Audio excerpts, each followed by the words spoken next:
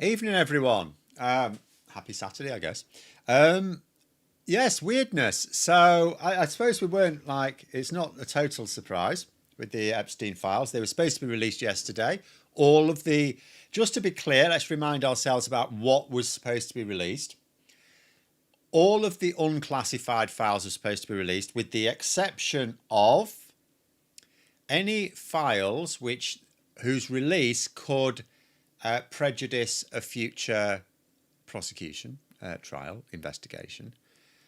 And the redactions were only supposed to be to protect the victims and I think maybe their families.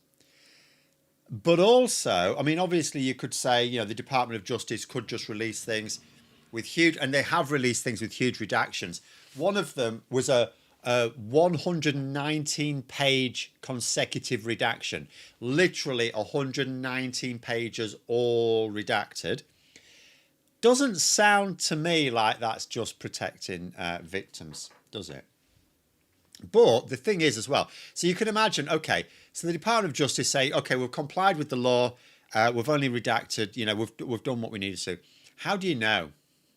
Like, how would you know? So, in order to stop the Department of Justice pulling a fast one and just redacting things that didn't need to be redacted, like, for example, some of these photos where, we've seen the one with like Prince Andrew, they've made sure to point out ones with Bill Clinton, stuff like that. And you've got black boxes over some people's faces. Well, those are supposed to be the victims, right? But how do you know? How do you know they haven't just put a black box over Donald Trump's face or something? Or something like that. So the way you're supposed to know is the Department of Justice also have to accompany the files with a record of redactions and why they were needed. So so what the Department of Justice have done, they first of all haven't released all the files at all. They've released some. And also they haven't released a record of redactions, as in to say, well, this was redacted because of this reason. They haven't said that. So clearly, did the redactors sign an NDA? It really doesn't matter. This is an act of Congress signed by the president. So any non-disclosure agreements won't really. I mean, I don't want to stray into like areas of specialist law here, and I'm not a lawyer. But as far as I'm concerned, as far as I'm aware, some of these Epstein files could actually be contain things that are in NDAs, and it won't matter. They're still supposed to be released. The law that was passed by Congress and signed by Trump does not give any excuses for anything like that. Now, the Department of Justice, of course, are saying, oh, look, it's too much. We couldn't do it in the time. It's like, well, that's bollocks. Because actually, there's a few things to point out. Actually, three big things I would point out. The first is that they've had months. They've had months when they've known Congress were trying to pass this law for a start off. So they should have known that there was likely to be enough people in Congress to vote it through for months. Remember, Mike Johnson was holding it up for Trump. Trump had ordered him to block it. So part of the reason for the government shutdown, remember, they kept everything shut down. Because a government shutdown doesn't have to mean Congress shuts down. But, it shut down for longer than it should have done. Simply because what they were trying to do was work on some of the Republicans who'd added their names to the petition. Because they knew as soon as that Democrat that was elected in a special election was, like installed effectively, they knew that was it, that the one vote away, and that would have been the vote. So, what they were trying to do is prevent Congress doing anything, so that they could try and persuade some of those Republicans to withdraw their names. Didn't work though. So, yeah, they've had months. And you could argue they've had the best part of a year, because as soon as Donald Trump was inaugurated, he said he was going to release the files. Pam Bondi said that the Epstein list was on her desk waiting for approval. So they've had plenty of months. The other thing to point out, and this is really interesting, I was just checking this out on the Guardian's feed on it. So, and this is interesting. There's a photo, right, that had already been released. It's been called File 468, right? It's a photograph of what looks like presumably Epstein's desk or one of his desks, and in amongst this collection of famous people with posing with Jeffrey Epstein, there's one with Donald Trump posing with him. Now it's a photo that's in the public eye. It's not like new information or anything, and this picture is one that has been previously published. But what Democrats seem to be noticing is this seems to be missing from the files that the Department of Justice have released. In other words, they had already released this photograph and now they've taken it away. And what does that suggest? That suggests that they're deliberately not releasing anything that has Donald Trump in it. Or at least, they're making sure it's sanitized first. What was the point in the files being re-released if they just show large swathes of solid black? Well, that was not Congress's plan, of course. Congress's plan was that all of the unclassified files get released with a couple of exemptions, and that the redactions are only there so you cannot identify the witnesses, because remember, the victims, sorry. Well, I suppose it could include witnesses as well, but they tend to be the same people. And the a couple of them have gone public, so they've sort of waived their anonymity, but most have not, of course. So that's the only, so to have 119 pages in a row completely redacted, that's more than a little suspicious. And I'll tell you what it opens up here. There's now a legal and a political battle. I am going to do a video on this tomorrow when I've collected more thoughts, and more specifically, I'm waiting for this to play out for another day. Then I'll do a video on it tomorrow, because I just want to see what's being said here. Because one thing I'm not sure about is the legal side of it. So basically, the Department of Justice have now defied an act of Congress, which was signed by the president, and it was virtually unanimous. Can I remind people? Where is Phil? I'm here. Hello. Can I remind people that all but one, there was only one vote against in the House of Representatives. One vote against. And the Senate passed it without opposition at all. So although there was no vote in the Senate, it's deemed that there were 0 votes against in the Senate. So in the entire Congress, both houses, which comprises over 500 lawmakers, right? There was only one vote against. So that must be one of the most cross-party, overwhelming votes in favour there's ever been, hasn't it? And it was signed by the president. I mean, he couldn't do anything other than sign it. He wasn't allowed to veto it. He can only veto it if the vote is a bit squeaky. And the Department of Justice have breached it. They've failed. They've defied the law. So there'll be a legal battle. They're going to argue that it's not physically possible. That it's not physically possible to comply. But you notice they didn't say that before yesterday, did they? They didn't say at the start 30 days isn't long enough. They didn't say even 5 days before we're not going to be able to do it.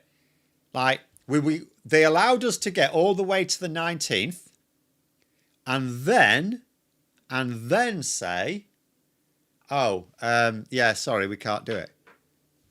At the 11th hour, they said that. Why didn't they say it beforehand? Also, if they're going to say they can only release the files as and when they're ready, remember, the law didn't say they had to release them yesterday. It said they had to release them by yesterday. So why hadn't they released? If they're going to do it in tranche, if they're going to say, well, we can't do it, we'll do it as and when we can. Why hadn't they already released some earlier on and then released some more and then some more? I don't think anyone's buying it. But I don't know whether, that's why I'm sort of trying to wait before I do a proper video on it. I'll wait till tomorrow.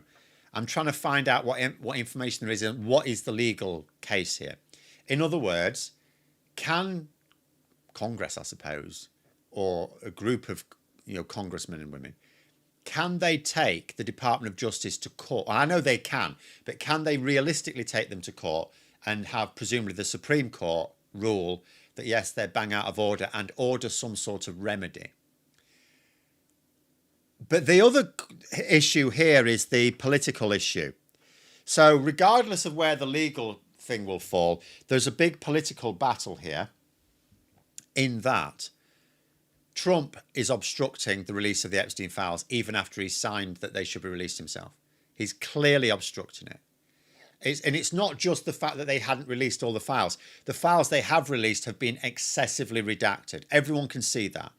So the job, mostly of the Democrats, but obviously Trump has opponents even within the Republican Party.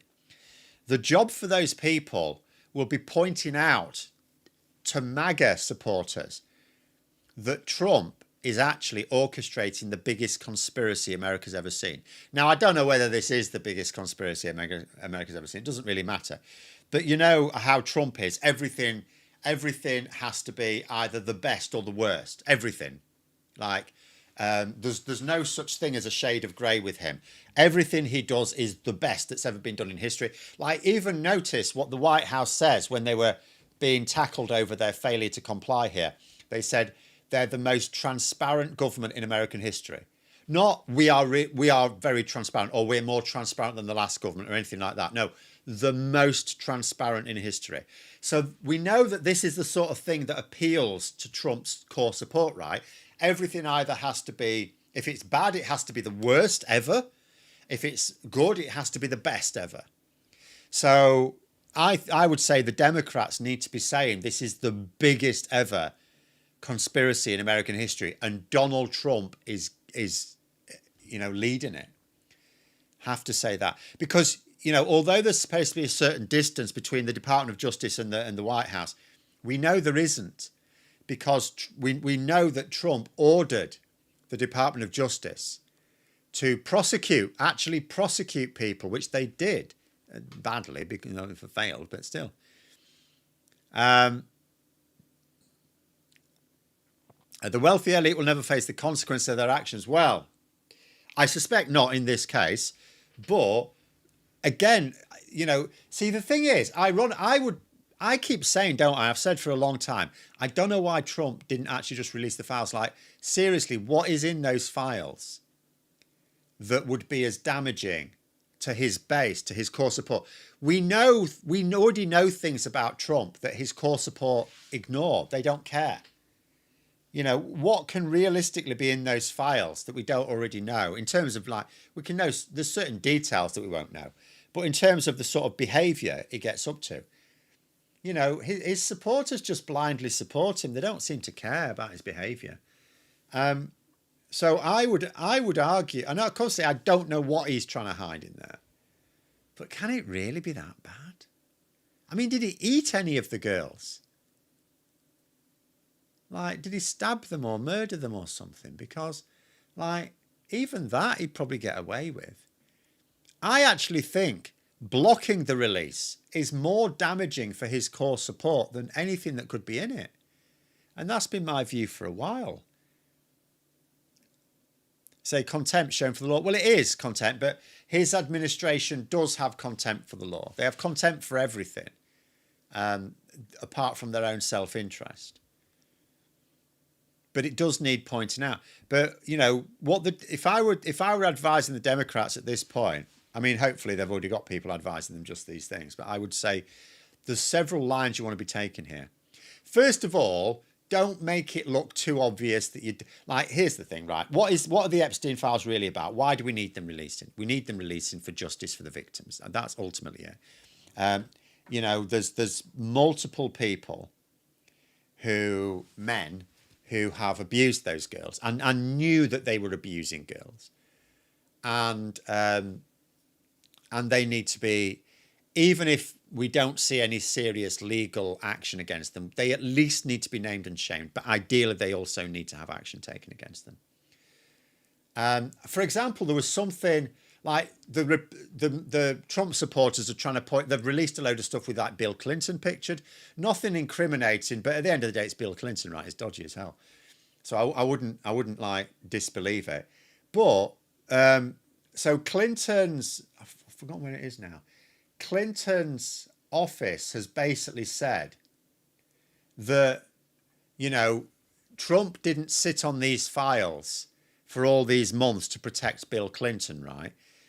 You know, Donald Trump didn't block the release of these files to protect Bill Clinton, which is absolutely true. That's a really good point. They then did say this isn't about Bill Clinton. It never was. So it's like, well, hang on a minute. If he is involved, then it absolutely is about him. But it's not just about him. It's about all of them. So it's not just about Donald Trump either. However, let us not be naive. The reason why the Epstein files has such heightened interest in them is because everyone is convinced it's going to implicate Donald Trump if they were released properly. The fact that he's blocking them isn't proof of that, but it's very strong evidence for it. And you know, and people want Trump brought down, and if they think this is the best way to do it, then this is what they will push. So there's a lot of extra interest in it because of that. Is my connection down? As Phil late? I'm not late, so I think your connection's down. Although I don't know why I'm saying that if you can't see me. Supporters know what he's done to those poor girls and the other men. It's sickening. I mean, there will be some that just delude themselves. There will be some, but that's only a small number like that. You only ever get a relatively small number of people who are that tribal. I mean, America is very tribal. We're getting like that in this country, but it's still not bad. Say, I see Noam Chomsky was with Epstein on a luxury private plane. His tanker supporters are going ballistic. Are they? I've not seen what they've said about it. We knew that Noam Chomsky had, been close with. I mean, we have to remember, not everyone who will have been, a close friend or, whatever guest of Epstein will have done anything illegal or known about anything illegal. You know, he wasn't just a sex trafficker. He was also a socialite. So he had people over to parties where you wouldn't necessarily know anything untoward. Maybe, I don't know, maybe you'd have picked up that it was a bit creepy. But yeah, not everyone who was pictured with, not everyone who socialized with Epstein will have had anything to do with his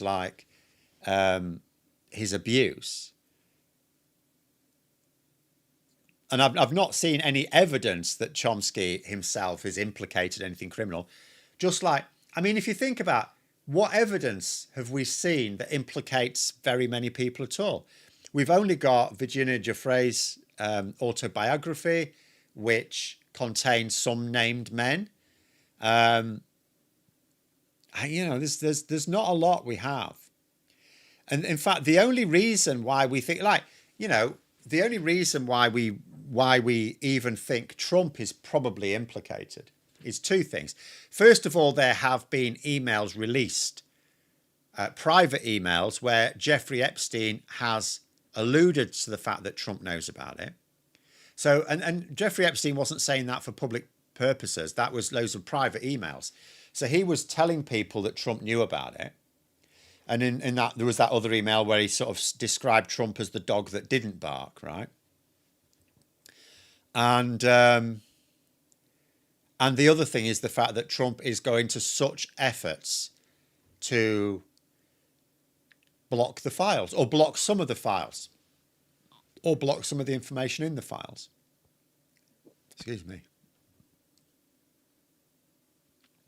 Why do customers place orders today and expect them to arrive before Christmas? Isn't going to happen anytime in the universe. Where does that come from?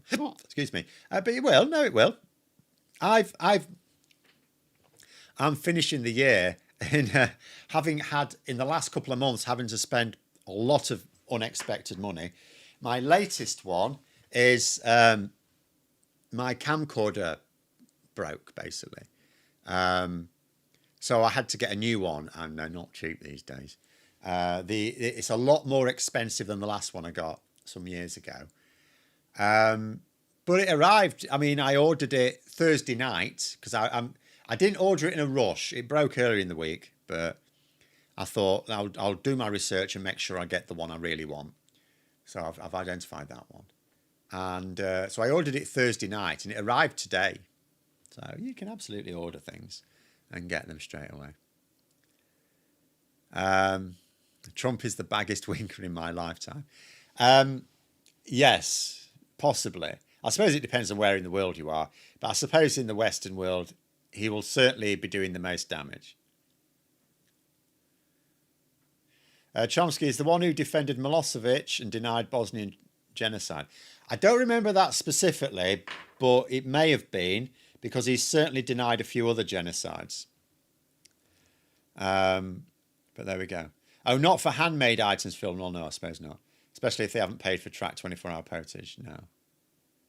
I mean, I've obviously missed something in here. Impeachment articles against Bondi and Blanche are done, but not to be used until more files are seen and analysed. Will it happen, though? Will it happen? Because, I mean, here's the thing. Again, in terms of the legal side of it, because there is this legal side and there's the political side. The political side is just the Democrats. They need to just make sure they're banging out these messages that Trump had make sure people know it didn't require an act of Congress to release the files. Trump had the executive authority to release them himself. He didn't. He didn't. For months, he kept describing it as a Democrat hoax. He kept saying there's nothing in them. He kept saying, you know, he kept having a go at his own supporters for even wanting them released. He blocked them and blocked them and blocked them. Then, when it looked like Congress were going to pass a law to force their release, he shut the government down, you could say. I mean, there were various reasons for that. But again, the government shutdown had nothing, that didn't stop Congress carrying on.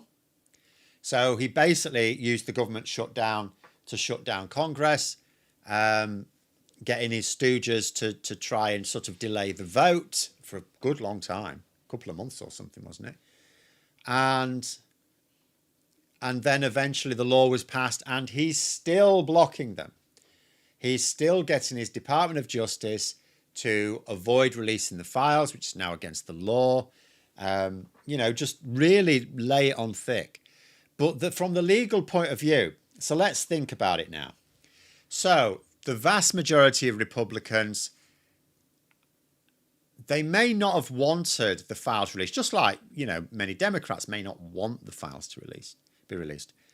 But it's quite clear that none of them wanted to be seen to be blocking them. That is why House of Representatives, there was one vote against, and that one vote against did not say they were against the release of the files. They said that they thought the law would imperil the victims. So that was their argument. It was, I don't think anyone agreed with them. But that was their argument. So even they were not arguing they didn't want the files released. And then in the Senate, no one objected. So, you know, we can literally say there is zero members of the House of Representatives or the Senate saying that they don't want the files released. But do they really want them released? So I would say now the Republicans could end up splitting into two groups here. There'd be the ones who do want the files released, and they will have, as they have been, like Thomas Massey, for example, one of the Republicans from Kentucky who's behind this. So they are attacking Trump and the Department of Justice for holding off. And even those that aren't that bothered are still pointing out that it's a very bad look for Trump and a very bad look for the Republicans. But there are some Republicans who didn't necessarily want the files to be released. They just didn't want to be seen to be blocking them. And they may be able to argue now that, well, they are being released and they have been released, so we don't need to do anything different. We'll just let it work its way through. So it might well be that there are some Republicans who feel confident in supporting the government's efforts to block it. So again, how does that factor into the legal action that Congress will want to take? Because it has been pointed out, maybe one of the mistakes Congress made. So they created this law, right? They said, you must do this. But usually when you write laws, there are penalties for non-compliance, aren't there, in legislation? Whereas there aren't any penalties, as far as I can understand. There are no penalties for non-compliance. So the Department of Justice are not complying, but the legislation didn't include any punishments for them, which may have been a mistake.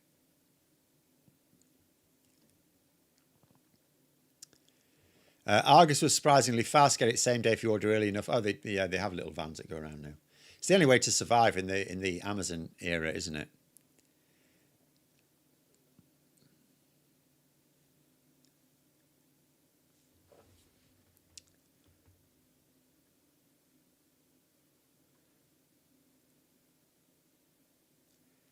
But it will be interesting.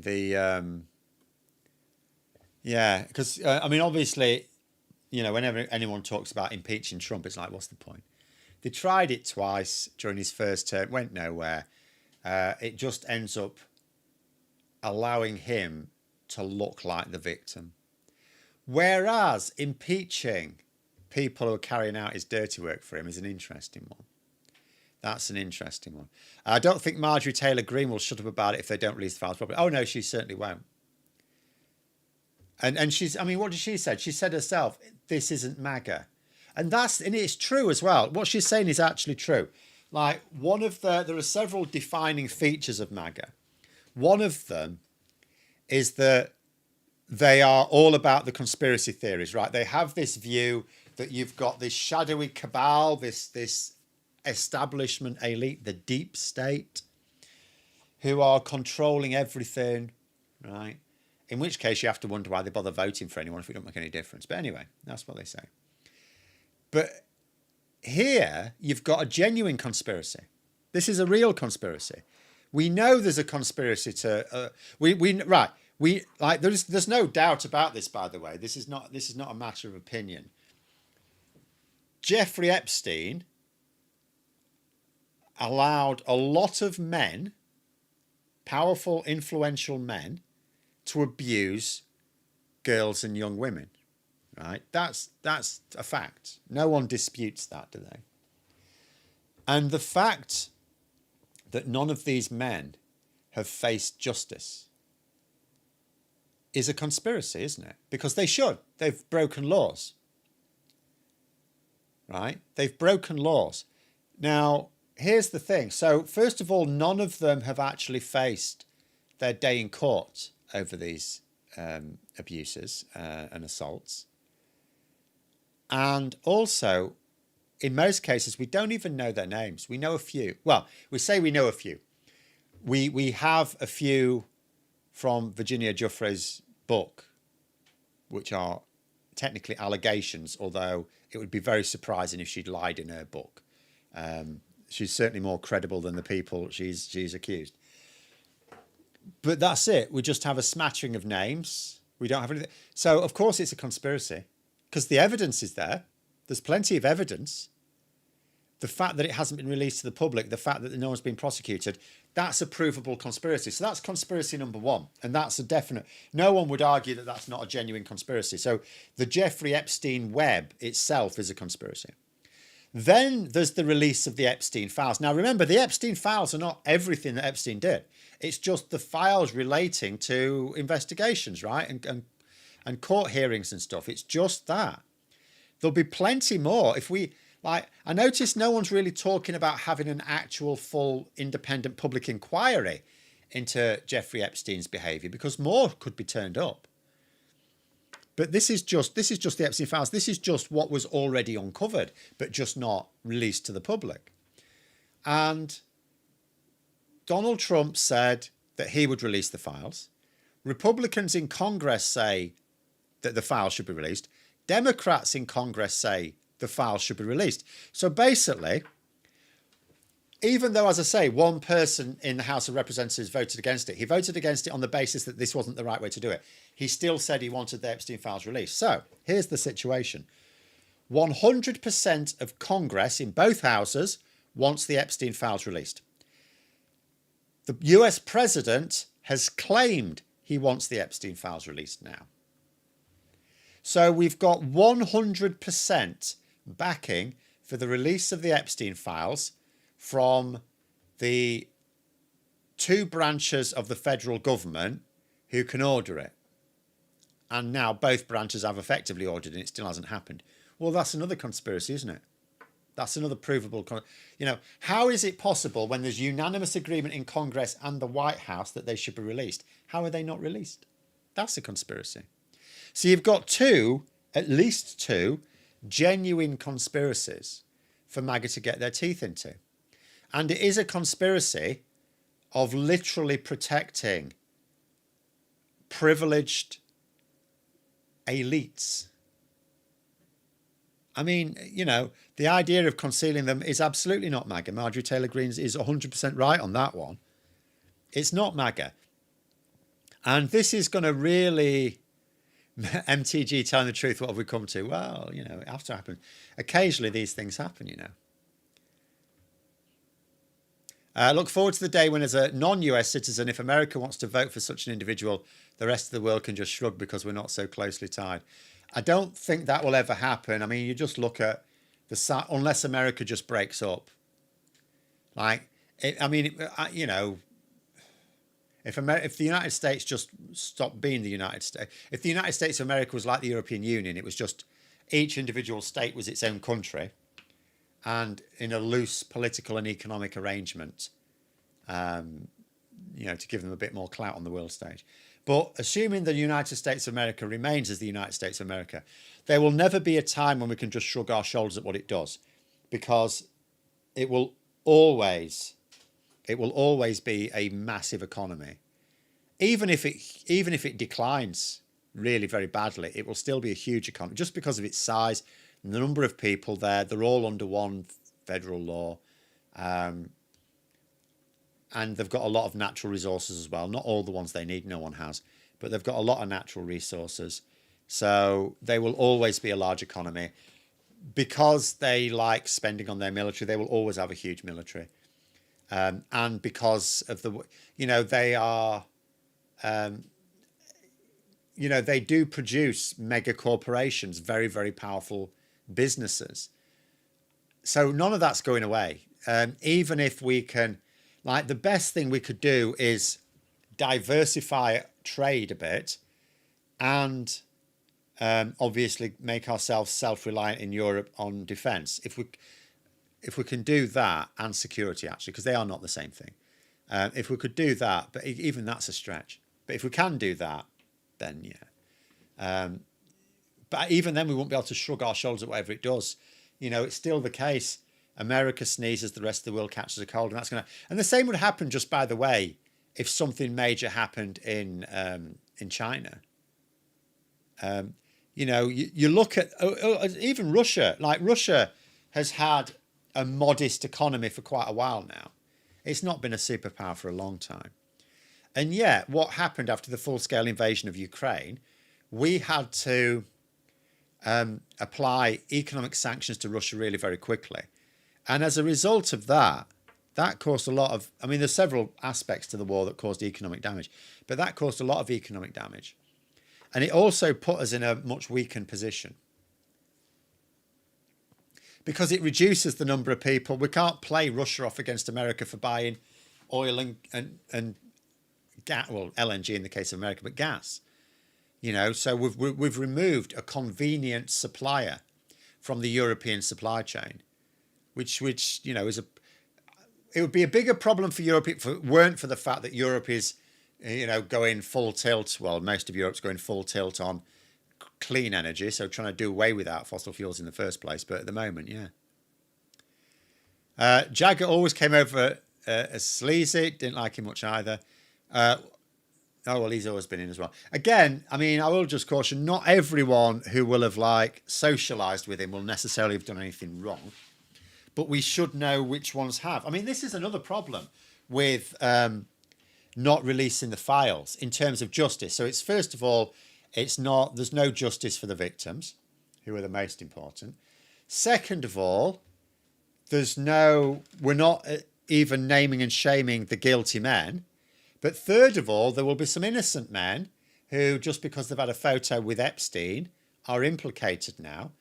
We don't know which ones are guilty of anything and which ones just had breakfast with him or something. How much of the MAGA base are going to take significant exception to this, though? That is the key question. That is the question as to how bad a year Donald Trump's going to have in 2026. There are multiple headwinds coming for Trump. So this is why I say don't panic just yet. I mean, like I've said the same thing about Reform UK, no end of times. Don't be panicking just yet. And don't panic with Trump either, because there's quite a few things coming up. There's the Supreme Court case on the tariffs. And that matters for America as well as the rest of the world. So that's a big one. Trump says he has other ways of applying the tariffs, but does he? If he had, why didn't he use them, right? But the Epstein files, in terms of like, because it's like, who do you get, right? In terms of defeating Trump at the midterms next year, you've got to focus on 3 types of voter, right? Roughly. I mean, you can probably break it down further, but 3 types of voter, right? First of all, there's the ones that sort of would vote Democrat anyway. Well, you need them to get out and vote. You need to make sure that they've checked that they're registered. No one's done any dirty. Do whatever you can to make sure you can vote. So in other words, get your base to turn out en masse. You need your own voters. You don't want people going, oh yeah, I'd totally vote Democrat, but then they don't go and vote. So that's your first type of voter. You've got to inspire your own people to go, it's going to be tight, but we can do this. We can do this. And you've got to get them to turn out. The second type, of course, are the swing voters. These are the ones who are going to go out and vote anyway. It's just a case of who they vote for. So with those, of course, you push cost of living and stuff like this. Then there's your third type of voter, and these are your MAGA voters. Now, they're not going to vote Democrat. They're not going to vote Democrat. So why bother trying to speak to them? Because it may be the reverse of your own supporters. You want to get your own voters turning out to vote, not sat on their arse on polling day. With the MAGA voters, you aren't going to win them over, but you might persuade them to just be a conscientious objector and abstain altogether. So for those, you would absolutely push the Epstein files, Trump continuing to block.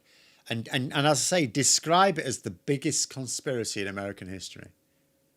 I don't know whether it's true, but it doesn't matter. You say it is. I mean, it's subjective anyway, isn't it? Say it is. And they're saying, blessed Yule, happy winter solstice for tomorrow. Yes, thank you. I said, right, it is winter solstice coming up. And this is why I sometimes find it a bit funny. There must, I know there's reasons. People talk about the winter blues, don't they? You get sort of higher rates of depression in winter. And you always think, but in winter, the days are getting longer. Because winter begins with the shortest day. So by definition, during the whole of winter, the days are getting longer. Whereas in autumn, they're getting shorter. Technically in summer too, but they're really long in summer, so you don't really care. And I guess that's what the problem is in winter. They're really short throughout anyway, but they are technically getting longer. But anyway. There was a picture of Diana Ross and Jackson that was a public pic from a charity event. It was in papers at the time. Not sure why in the files. Because it's a snowball job, isn't it? It's a snowball job. They're trying to release as much stuff as possible, so it just takes you a long time. I mean, one thing, in the legislation, it did actually say when you release the files, they had to be in a searchable form. Now, the reason for that is, if they hadn't put that in, what the Department of Justice would absolutely love to have done would be to just release a load of effectively photocopies. You know how sometimes you'll see a PDF, but it's just really images of the text someone will copy an old document and they'll put it in a PDF so it can be shared electronically, but you can't search it because it's just an image file. Each page is just an image of an old page. So they'd have loved to do that, but the law specifically required it be searchable. And the reason for that is because they know that they'd be releasing hundreds of thousands, maybe millions of individual files. And journalists and lawmakers and other stakeholders want to be able to search for key terms, like, for example, I don't know, Trump. So yeah, they had to be in searchable form. And that is because they know that the Department of Justice want to make it as difficult as possible to find the smoking gun or the needle in the haystack. Because who's got the time to go through maybe millions, or maybe over 1 million files. So you want to, you want to pick things out. EU needs to stand strong, else they'll end up fighting each other again while Russia laughs. Well, this is the problem at the moment. There's always been, remember, a lot of self-interest in the EU. The EU has never worked as efficiently as it could if it were a federal structure. I mean, it's not going to be. People keep talking, oh, we want best, good job we're out of the EU because it's just this federal thing. It's not a federal thing, and it never will be. But it does hold it back. It does, Europe could be as strong as China and America. It's in the same league, but it's not as strong as either. It could be as strong as both if it worked as one. But there we are. I think a lot of photos were from 35mm film, so wouldn't necessarily have a date and timestamp. No, again, the photographs are not surely that interesting. Because, again, think about what it's supposed to be about. It's supposed to be about bringing to account the men who abused these girls, right? So what do the photographs really do? Because the victims' faces are blacked out in them anyway, so you can't identify them. So the evidence really, if there's going to be any evidence that comes out that calls these privileged men to account, it has to be in the documentation, not the picture. The pictures are just distractions. They're nice shiny things to put on front covers of papers and stuff. Do you remember when a couple of weeks ago the Democrats released another load of photographs from Epstein's flat or something in New York? And, you might have asked yourself, well, what was the point of that? Why did they do it? Because it's voyeurism. People, even if Epstein wasn't infamous, people would have liked to have seen, people like to see photos of the rich and famous. We used to have, well, we might still have, I don't know, I don't want to tell you anymore. But there used to be this thing, this TV, like this, it's a sort of like quiz show that you played at home on British television called Through, I'm sure you have the same thing in America as well, called Through the Keyhole. And what they would do, it was like Lloyd Grossman who did it, I think, wasn't it? Years ago now. And it just shows you around a famous person's house. And then you're supposed to guess who it is at the end, right? And the reason why that show worked is because people just wanted a nosy around people's houses. People are just nosy. It's voyeurism. So, and that's, that's how the photos help as well. People going through all these photos go, oh, this is absolutely mad. This is crazy. This is. And you'll just get people distracted by the photos. I don't know that the photos really provide anything useful. It's the documentation. It's who went to Nonce Island, when, on how many occasions, things like that. That's what we want to know. Who, not who went to his, London flat or whatever to have dinner, because that's just socialising, right? Who engaged in his criminal behaviour? Who abused those girls? And we're going to get that from the documentary evidence. That's what needs releasing. Can Greenland join the EU? I mean, Greenland's a bit of a funny position. Because it's semi-autonomous, really. It's technically part of Denmark. Denmark's part of the EU. It's just sort of autonomous.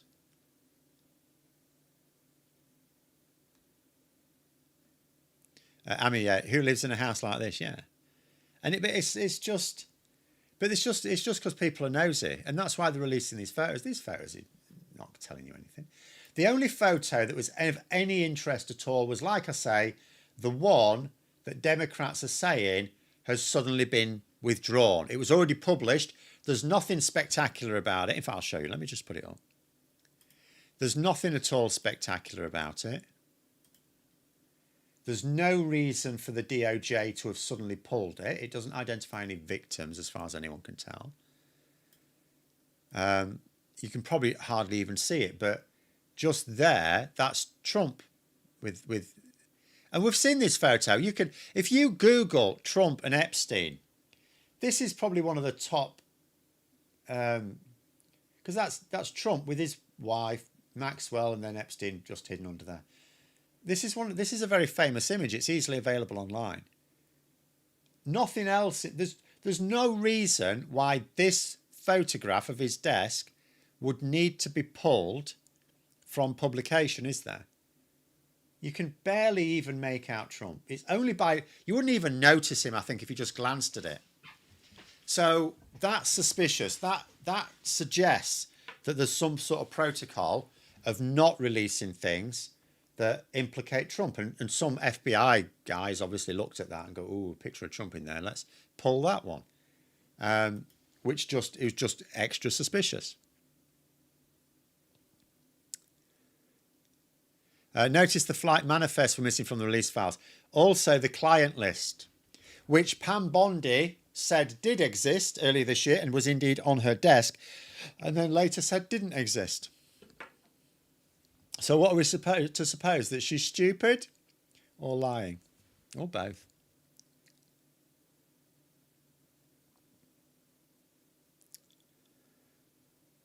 That's like I watch like watching Come Dine With Me. I've only ever watched that years and years ago when I was on holiday and bored stupid. But I don't watch telly at all these days. But yeah, I mean, Come Dine With Me again. They do a bit of a walk around the house, so it's the same thing. It is exactly the same thing. It's just people being nosy.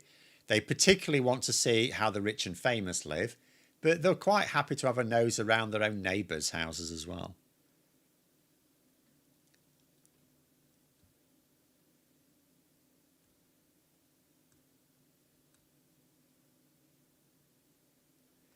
What odds on Milley, backed by Trump, having a crack at the Falklands to hide his failure?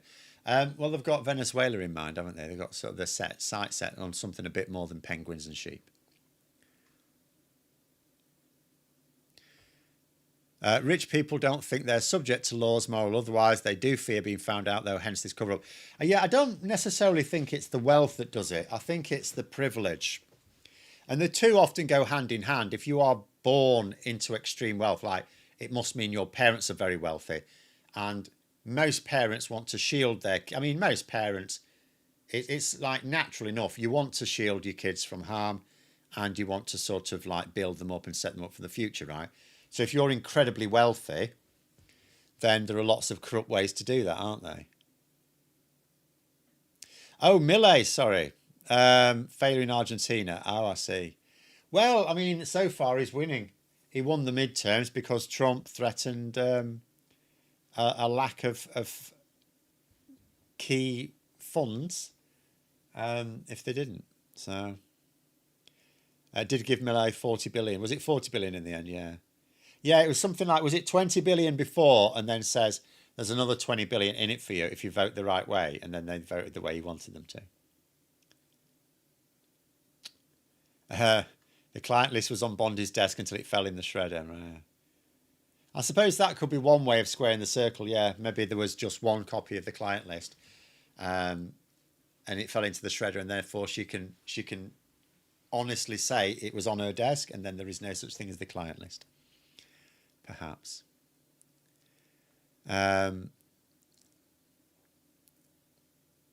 these things should be electronic as well anyway. I mean, literally the only thing stopping the Department of Justice releasing them is the redactions, the time it takes to redact. And of course, because every redaction is supposed to come accompanied with a reason for the redaction. I'm going to be curious to see what their reason is for 119 consecutive pages of redactions. The lengths Trump sycophants will go to defend an offender, in particular one who has a liking for those on the younger side, chilling. But it's just tribal, isn't it? It's entirely tribal. It's like someone is seen as in the in group and you have to defend them at all costs.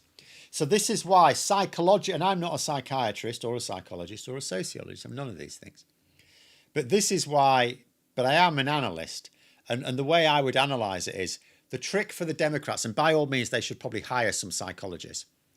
What you have to do, the problem is attacks on Trump in themselves don't do anything to turn, because Trump is in the in crowd and his tribe will protect him because you're on the out crowd, right? You're in the out group.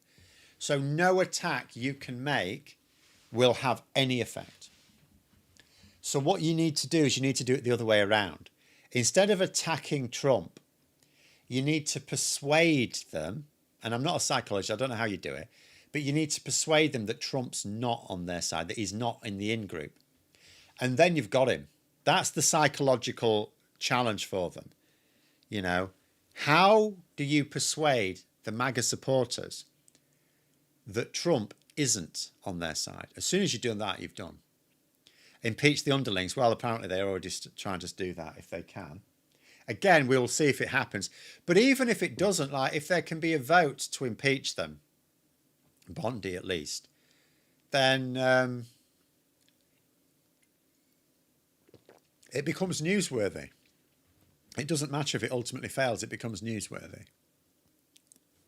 And also, the base, the supporters, the Republican supporters, the MAGA supporters, they're not as invested in like Pam Bondi. Okay, she's sort of one of them, they think. But like Trump, they will defend, you know, to the end of their life. But not necessarily Bondi, not necessarily an underling. So certainly, yeah, they could be weaker. Maybe they got Grok to redact the Epstein files. Maybe they did. In which case, why did it take them 30 days?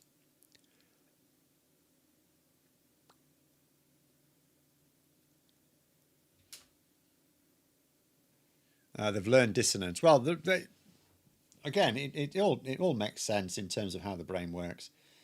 You know, if you're an outsider and you attack someone in the in-group, your attack, if anything, just strengthens the bond.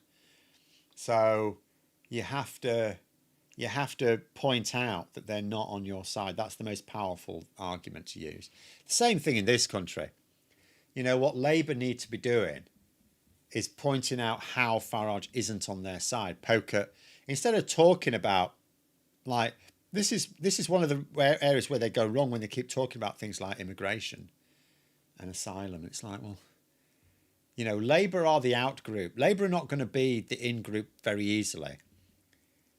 So what they need to do is to show what they're actually doing that Farage has tried to block. So they should be talking about the workers' rights. They should be talking about climate change, climate action. Those are things, and action against Russia. Those are things where Farage is weak. Those are things where there isn't a bond between him and a lot of his supporters. A lot of his supporters are at odds with him on that, but aligned with Labour.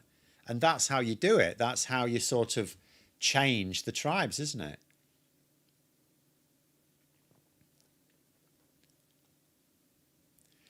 Off topic, but with Bridget Phillipson rejecting the EHRC guidance due to it being trans exclusionary, care to hazard a guess what Labour would consider acceptable now?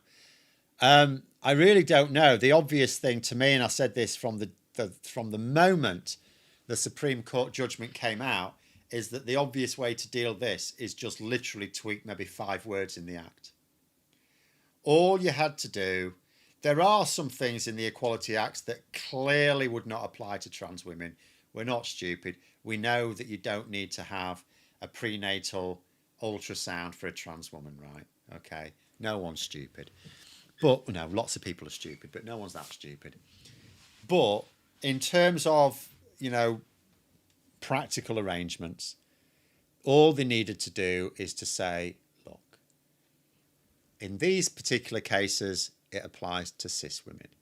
In these particular cases, it applies to trans women and cis women, and also cis and trans men, because all the focus is on trans women here, not trans men. It's almost like the media don't even think they exist. But there we go. Polanski's doing well attacking reform on their weaknesses. Well, he's getting himself on the telly, yeah.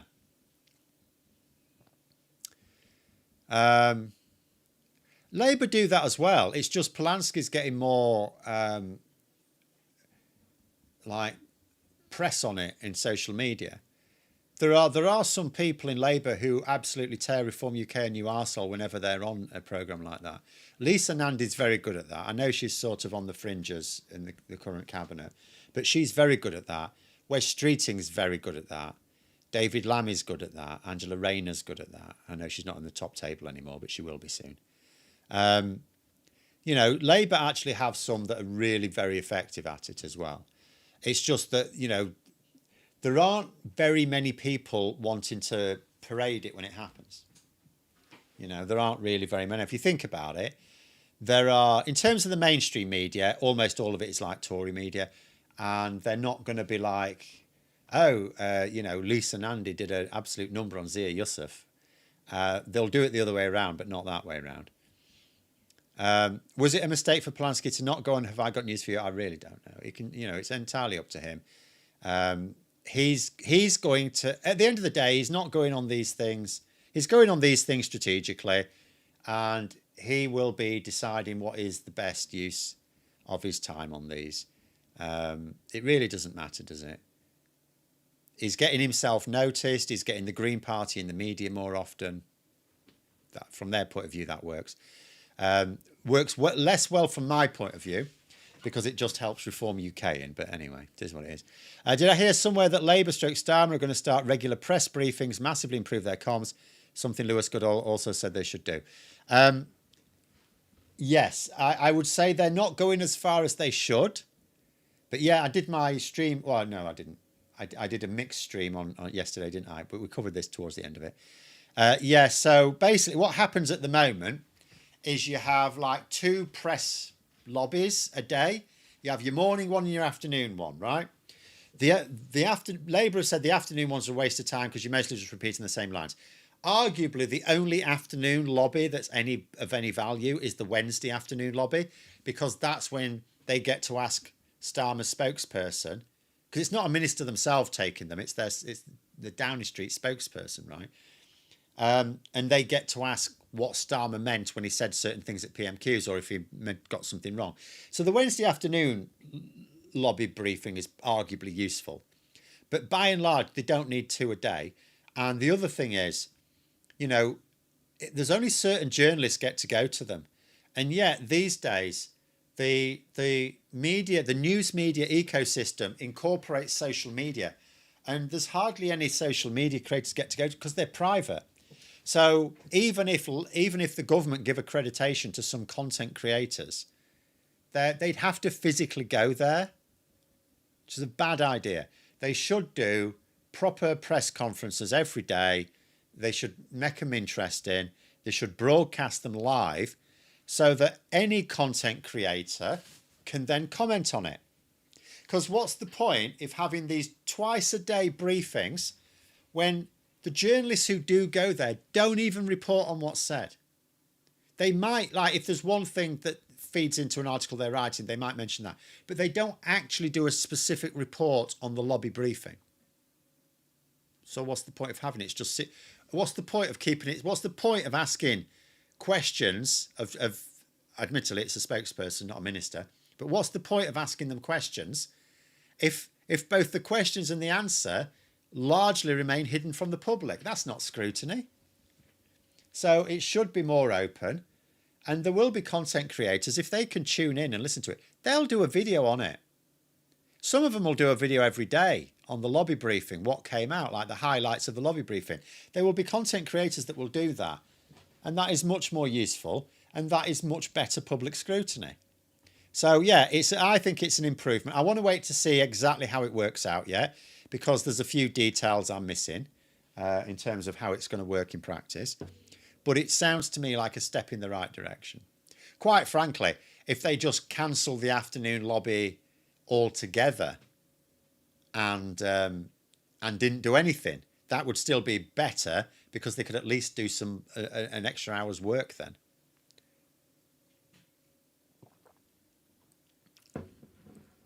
Positive to have more fights on the left getting attention, whatever way you cut it. You say that. If he were promoting any useful ideas or solutions to the problems, then I would say yes. But unfortunately, and it's the fault of our electoral system, this is not the fault of Zach Polanski or the Green Party, it's our electoral system at fault, which is no fault of theirs. But the way our electoral system works is it absolutely is going to get you the hardest right-wing government you've ever seen. And we thought the Boris Johnson government was the most right-wing government in like modern history, which it was. But what's potentially to come could completely blow it out. Any plans for the channel in 2026? Yes. Infographics is my thing. I'm going to find a program for doing infographics. I'm going to tart them up a little bit more when I use them. And as always, I feel like Pinky in the brain when I say this now. As always, I'm going to make my thumbnails better. I tried 3 or 4 times this year and they hardly changed. But there it is. There was something else I said I was going to do as well, and I've forgotten what it is. Maybe I should have written it down. I heard it would be more like a press briefing than a lobby with closed journalists. Should be on telly, really. Should be, yes. Can we all hear the briefings? Even Trump lets YouTubers. Yeah, well, also, it should just be broadcast anyway. So that, because again, even if they open it out to more content creators, they can only open it out to the ones who live in London. That's not... If you're going to try and counter this idea of the Westminster bubble, break the bubble. You've got to break the bubble. You can't just invite people who live in London. You've got to... Like, the best thing, the ideal thing would be every day you do this thing. It's broadcast live on YouTube or whatever. It's broadcast live so everyone can tune into it. And then any content creator can just get straight on to doing a video on it if they want, get it out for lunchtime or something. Okay, that's what they want to do. That's what they can do. They could even do it live if they wanted to, although I'm not up for that. But some people do that. So that opens up. And that will then introduce it to a larger audience. But what would be even better is if they invite several content creators, however it is, via Zoom or whatever, to be able to ask questions. So they get to ask a question live, or just get to submit a question that morning, maybe. And spread it out across the country so that then, you know, Keir Starmer could announce, or whoever there is the minister doing the briefing could announce, well, this question is from Reggie from Glasgow on the channel, blah, blah, blah, right? You know, name of their channel or whatever. That would be a lot better, because at the moment, again, expanding the number of content creators, good. But if they all come from London, because to turn up even a couple of times a week, I mean, I'm not saying they would go every day, but even even once a week, you're talking someone who lives in or around London. That's okay. I know most people live in or around London-ish, but there's a lot of the country that you're missing out on. No live stream on the lobby. I wouldn't live stream the lobby, no. The problem with doing that is, like, you don't want to talk, like, if you try and comment on it, I don't know why people do it. I don't know how people do it. Or maybe it's just me. But, like, so you're listening to it and then they say something and then you comment on it. But while you're commenting on it, you might miss something else. Or you might pause it to replay a bit back because you think it was really spicy, but then you miss something even spicier later on. So the way I would imagine it working, if I were to do that, if I were to live stream the lobby, I would live stream the lobby, blah, blah, blah, do the thing. And then, unless I want that stream to go on for like 2 hours, even an hour briefing could take 2 hours as I keep stopping it and commenting on it. So very quickly, it's not even live. We're not even streaming it live. And then you have, and then afterwards, it's like, I'll have to watch it again in case there's any bits that I missed while I was live streaming it to do a video on it. It'll take me all day. And yeah. You mentioned a big quiz reflecting this year's maddening politics. I'm possible. I'm not committed to it yet. The top priority is that I get all my videos done so I can have a couple of days off. But if I get all my work done, and it does depend on stories coming out, by the way. It depends on there being new. I have some already planned. I have my Christmas Day video scripted. I just have to record it. Now that I've got my camcorder, my new camcorder set up, you will still see one that was recorded on this. That's for Boxing Day, so I did it well in advance. So that's still.